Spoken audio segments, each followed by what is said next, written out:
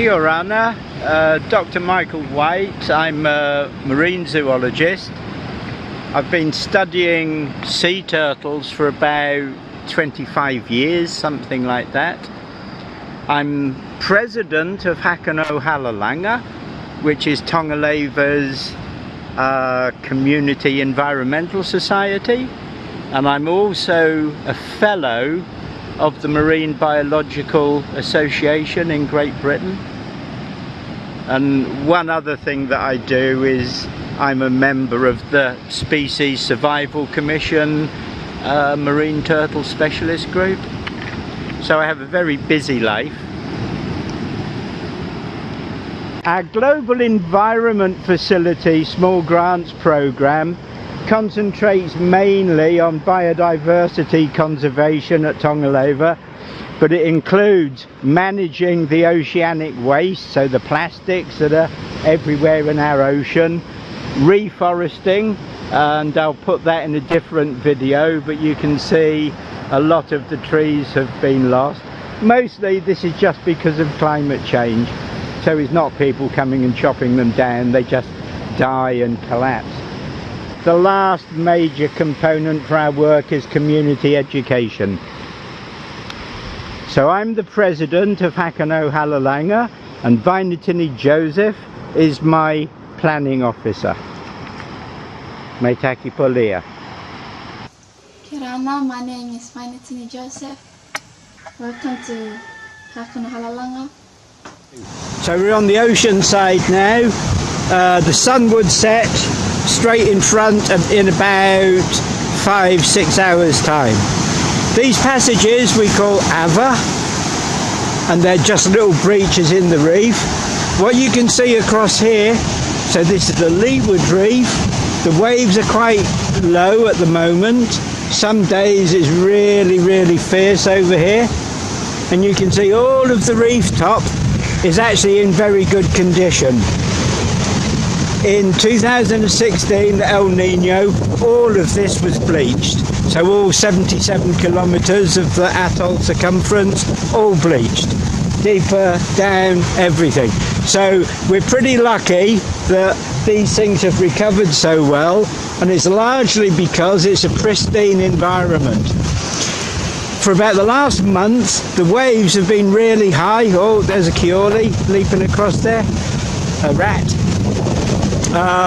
The waves have been right up to the back of the beach, so you can see where the strand line is. And this is a very popular nesting area here. Highly dynamic habitat. This year the sand is deep, which is very nice. Sometimes it's all stripped completely away and we just have this bedrock. Important nesting habitat, not very wide. The Honu prefer coming out of these passages, and so at high water they might get to this point with the waves and then they just go there and nest. So there's actually a nest over by that Tausunu tree. There's 3 nests there actually, and so it varies from year to year. Sometimes the nests get inundated. Success rate's high, typically sort of 95 to 100%. Occasionally a nest will have 20 eggs that didn't hatch or weren't fertilised normally, and we have no predation. So the island's uninhabited, no predation. Climate change is a big problem, and that's where we are at the moment. Okay, it's very windy here today. We're on the ocean side of Mangalongalo Motu, and we're just having a look at some hatched Honu nests, sea turtle nests. So what we're doing, we found the eggshells on the surface that tells us the babies have come and gone, and so now we'll just count how many empty shells we've got, and then that will tell us the success rate for the clutch for them. So what we found here is a little green turtle. We came to excavate the nest and saw movement in the sand column a bit further down, and this little Honu was stuck underneath the root of the hala, of the pandanus. We were going to let it go, but the waves are so big today that it would just be thrown straight back up on the beach all the time. and it gets really hot. And so what we're going to do is we're going to take it back and keep it for a little while over on the lagoon side in a net cage, and then when it gets a bit bigger and it's a bit calmer, we'll just let it go into the ocean. So this is actually a really good biology finding today, so well done to us all, and it's a brilliant start for our project. So we've just put it in a coconut with some water, and it's trying to get to the ocean. So it was really, really lucky that we came today. Otherwise it would have probably sat in that hole for a few weeks or months and died. So we've done a great job. So this is a green turtle, Colonia Midas hatchling. We call locally Honu. So yeah, we've done a really good job. We're just opening up the unhatched eggs. So here you've got partial development. So here, this one, you've got a tiny embryo, so that one died early development, and so the egg sac is huge, so it's much bigger. So that's an early stage one. That one died much later, so the animal and the egg sac are pretty similar sort of size. So that one almost developed. We don't know why it's not worked out, but sometimes these things happen.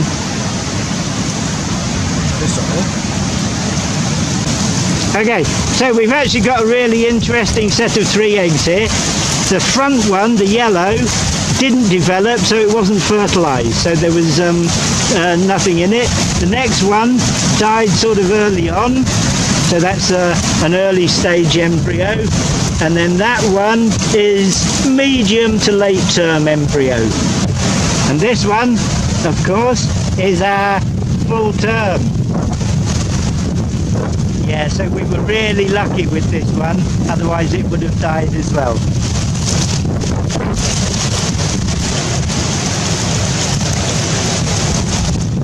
So we're just putting all the eggshells and the dead embryos back in to the hole, and that is nutrients for the land. So this is the way it works. Our little Honu is heading off down to the ocean.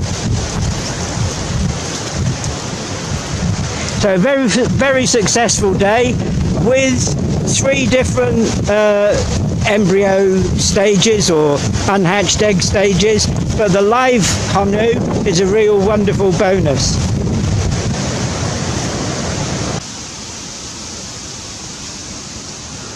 Here's our baby Honu in an ice cream tub with some seawater. So it was very, very lucky that we came today.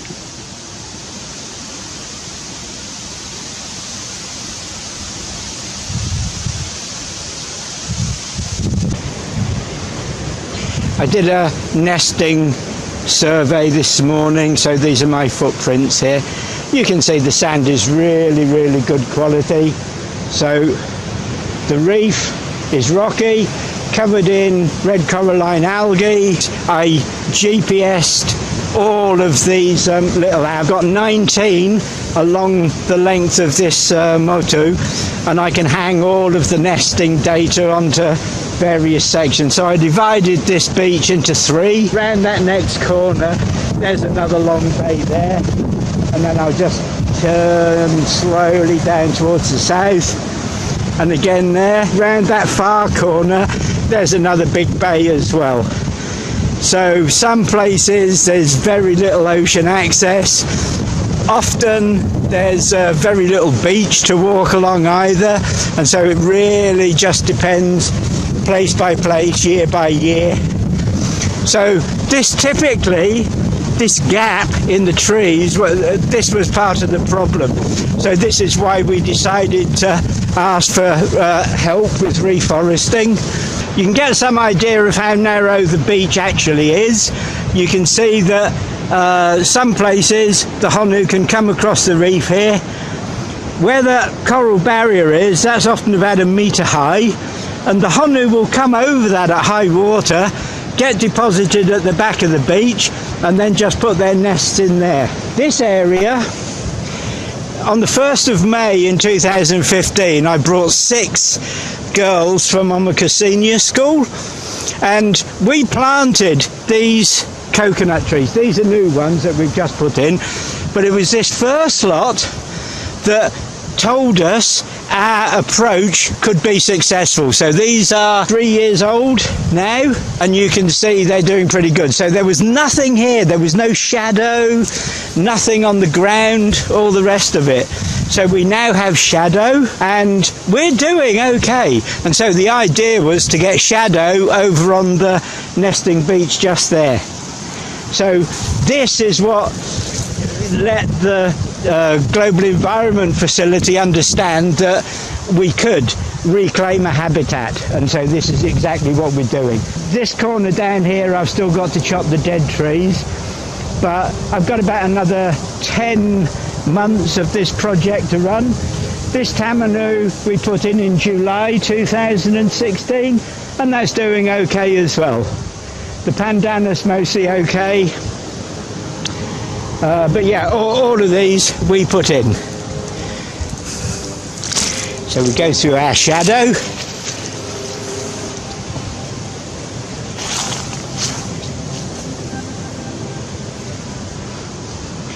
This tamanu as well I put in 2 years ago. That's doing okay.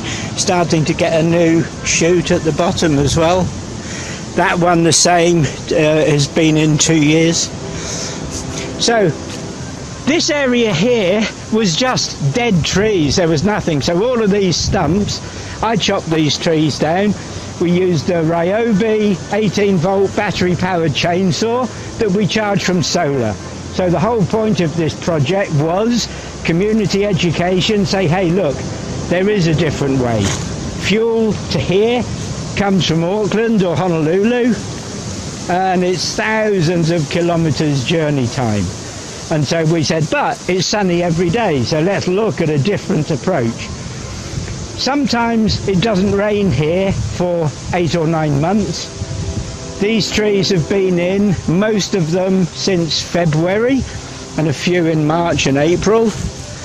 That section there we still need to do, but we're doing okay. There's some ground cover, it's a parasitic vine, but we're quite happy with it.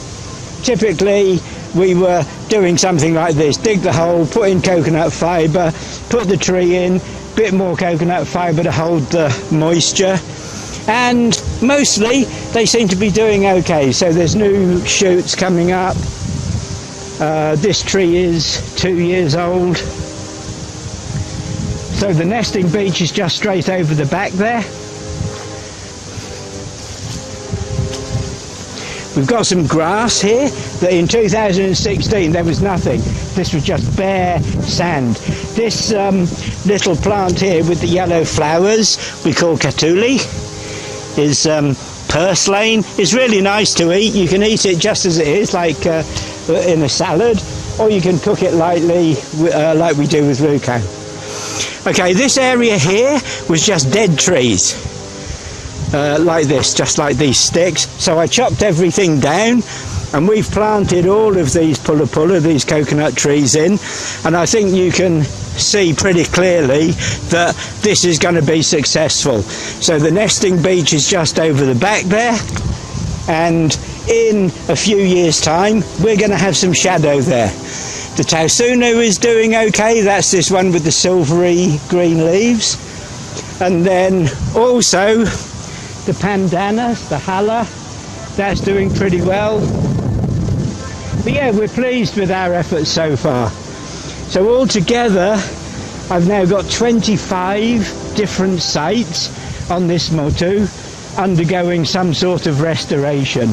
I used 3 approaches. This one, restoration, the habitat has basically failed. Another one that's sort of where one side of the habitat, like the lagoon side, is okay and the other part is not, so that we would call remediation. And then the third part is what we would call enhancement, and that's where the forest is basically still okay, but there are gaps, and so we've just been filling in the gaps. Just down there you can see the lagoon. So this is as wide as the island is, from just behind me to the ocean to the lagoon down there. So my boat is down there today. I've got it near where that other little drop-off is, and you can see the white caps on the lagoon. It's a pretty fearsome day today out there in a small boat. Tongareva is the most important sea turtle habitat in the Central South Pacific. I've got data that I've put on Obis Sea Map, so on seaturtlestatus.org, and we have somewhere around 500, 600 nests in a year. The last part of 2017 I had 1,100 nests in October, November, December, and that was more than double anything that we'd had from previous years. So we have year-round nesting, we have year-round juvenile development down there in the lagoon. There's no nesting on the lagoon side. So the lagoon is the development and mating habitat. So we see mating quite regularly, and then nesting is all on the ocean side over there. And that's about it. So we did a little bit of DNA sampling, and that was a very, very complex operation. So it took months and months, well over 100 people involved trying to do it all. But we proved we could do. So the 5 samples we had analysed, 2 had come from a nest, and that was a link to the Samoan haplotypes. We had another one that was to FSM up in the Northwest Pacific, and the third one was Eastern Pacific, possibly Galapagos, but there was no nuclear DNA markers, and so Peter Dutton did what he could and said possibly Galapagos, and then the final DNA sample was novel. So it can be done. We can use modern technology. It's remote, so the nearest piece of land, Tongareva, is 350 kilometres away, over that way, and it's about 4 kilometres long and 1 kilometre wide, with about 70 people living on it. So these are remote areas, and I think it's the remoteness that actually lets wildlife survive, because in most of the world it doesn't happen. So good luck, and let's see what happens if you go beyond protection of our Honu. Bula. We're doing another nest excavation, but this one maybe the nest got washed over quite early on, because there's quite a few of the eggs that have gone brown and discoloured, so they haven't developed at all. But it's good experience anyway, because the last nest we did was very good, had 171 eggs in it, and only 4 didn't hatch. So this time we'll fish all the eggs out, and then we'll count everything, and we'll take it from there. There's 10 hatched and 1 died and 40 didn't hatch. Maybe this is the final clutch, and so there were only just a few eggs, 40, 50 eggs, something like that. Okay, so thank you, Vainutini, very good, well done. You can see this part of the forest is quite good, so I'm just heading over towards the ocean side.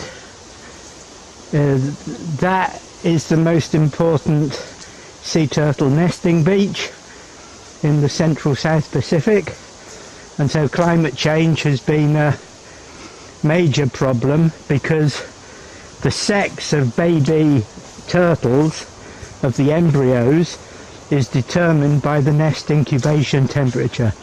So when it's hot, more than about 29 Celsius, you get mostly females. Cooler, you get males. But what's starting to happen now with climate change is all of the nesting beaches around the world are starting to see feminization of their nesting populations. It's quite likely that that was the reason the dinosaurs actually became extinct as well. So most of those are egg laying. And if we look at sea turtles and crocodiles, they were contemporaries with the dinosaurs. Both crocodiles and turtles use what we call this temperature dependent sex determination, but the crocodiles are the other way round, so they get more males from hotter clutches. Sooner or later you're going to run out of one sex or the other. Okay, sea turtle nest there. If you look at the beach, you can see that the waves came right up to the back of the beach, but the turtles have put their nests in there. The embryos, if they're incubating at a high temperature above about 29 Celsius, in the middle third of the incubation period, they will change to females. Cooler temperatures, you can get some males. So what happens is, when you look at a small nesting beach like this one, you can see that the turtles come to the back of the beach. They find somewhere to dig a hole and put the eggs, but here there's no shadow, and so any nest here, here's an older one, is going to be exposed to full sunshine from the moment the sun comes over those trees there, probably about 10 in the morning, until 6:30 when the sun sets over there. So these don't have very much chance at all of producing any males, and that's a story that's repeating itself from projects all around the world. Part of what we've been trying to do on this GEF project is create shadow here behind the beach. Now this habitat is particularly hard, it's just rocks and this Scaevola frutescens. It's very, very hard. The coconuts stop over there, and there's a few pandanus, so we will try and put in a few more pandanus, but it's pretty hard work. This Tausunu tree, this seems to be doing okay at the moment. These have suffered a lot in hot weather, really hot weather, and all the leaves fall off. But you can see at the moment there's a nest down here with partial shadow. This nest would have managed to get a little bit of shade in the morning. It's now about midday, and you can see we're just about to lose the shadow on this side. This Pulla Pulla coconut's one we planted, seems to be doing okay. So this nest, the Halla had just about had it over there. We need new trees in across the back, but this one totally exposed. Here's another new nest, again mostly exposed. So these are going to be hot, and they're going to be producing only females. Another coconut we put in over there, the yellowy fronds, seems to be doing okay. That's been in there about 4 months. This one, very small, maybe a pig ate the leaves, but it hasn't died yet, so that's good. So here you can see the coconut didn't really make it. We put in a new Halla, pandanus. There's another coconut sitting okay there, another one still sitting okay here, another Halla pandanus there. So that nest down there, that has got some shadow. Okay, so these ones suddenly start to become sort of borderline. But you can see the pandanus is doing okay, but the forest, the coconut forest, has sort of disappeared. So that's partly what we've been trying to replant. So this nest pretty exposed. That one in there, some shadow. That one in there, some shadow. This one nothing. Here you can see fishing gear, plastic bottles washed ashore. Present from Fiji, that water bottle.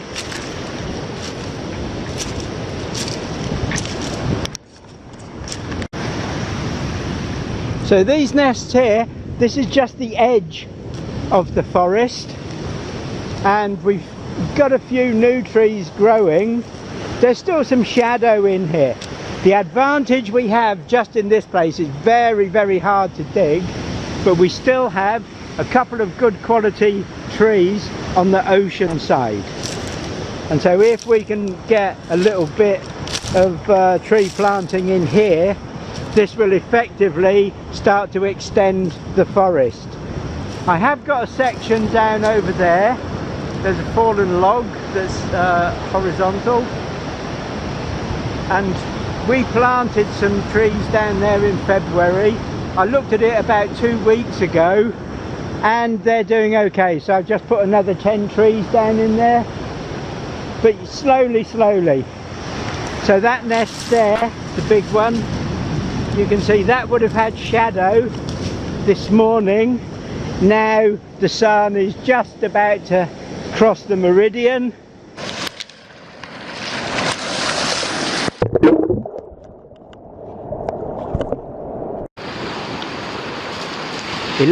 January 11th 2019 at Akasusa. I think you can see that our Honu nesting is pretty awesome.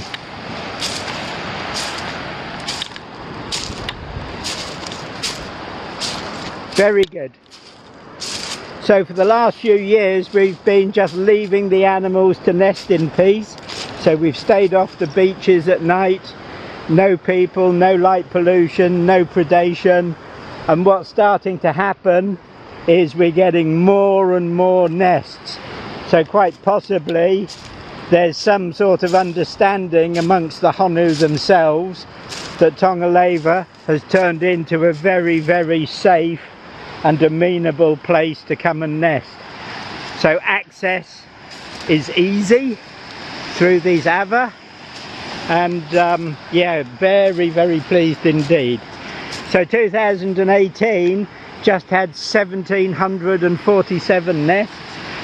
The previous biggest year was 1,300 and something, and before that used to be about 500 or 600 nests a year. So something certainly is going on, and we're very, very pleased. So this is easily the most important Honu nesting site in the Central South Pacific. May Taki. Here's a surprise. It's the 18th of April 2019. Honu nesting normally starts to tail off about this time of the year. Just for a couple of months. We do have nesting in every month. But looking across here, there was a heap of new Honu nests last night. It's the full moon tomorrow, Good Friday. But yeah, look at this. So there must have been half a dozen or more Honu out on the beach last night. Very exciting. I'll do GPS readings for them now.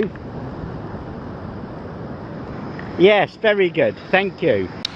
So as far as our main objectives are going, we've done monthly reports that have been very widely appreciated. So people have liked the photos that we've put in, the level of information we've put in. So very much we've tried to set a high standard for other GEF projects to follow.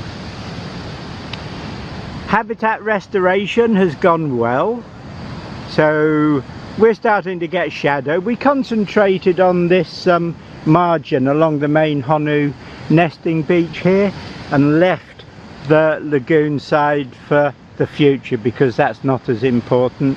So we're trying to get shadow over here, and we're doing pretty good actually. You can start to see shadow now on the beaches when you do these early surveys. The sun has been very hot in the afternoons.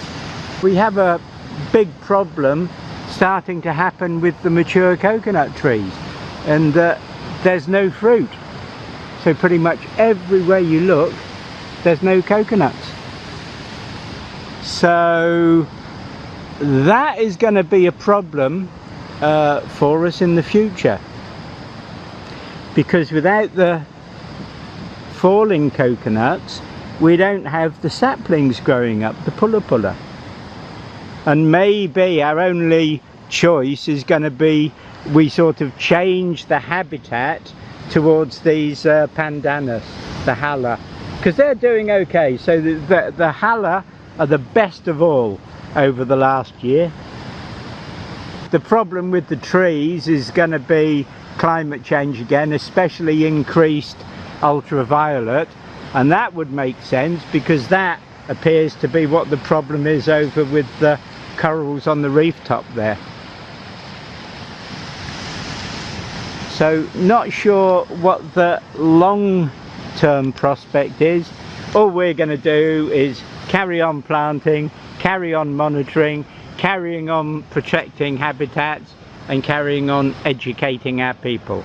We've just got a couple of new Honu tracks and nests coming right in to our main conservation area. So this is HC14 at Akasusa, and we've been planting here as part of the Global Environment Facility project. And so the Honu actually put a nest, I'll just walk round, put a nest in there, so underneath this Tausunu tree, and then just down there is the other one.